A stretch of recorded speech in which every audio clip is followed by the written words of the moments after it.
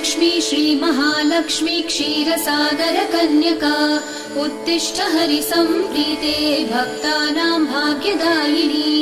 श्रीलक्ष्मी श्रीमहालक्ष्मी क्षीरसागरकन्यका उत्तिष्ठ हरिसम्प्रीते भक्तानां भाग्यदायिनी। उत्तिष्ठोत्तिष्ठ श्रीलक्ष्मी विष्णुवक्षस्थलालये उत्तिष्ठ करुणापूर्णे लोकानां शुभदायिनी। उत्तिष्ठोत्तिष्ठ श्रीलक्ष्मी विष्णुवक्षस्थलालये उत्तिष्ठ करुणापूर्णे लोकानां शुभदायिनी। श्रीपद्ममध्यवसिते वरपद्मनेत्रे श्रीपद्महस्तचिरपूजित पद्मपादे श्रीपद्मजातजननी शुभपद्मवक्त्रे श्रीलक्ष्मी भक्तवरदे तव सुप्रभातम्।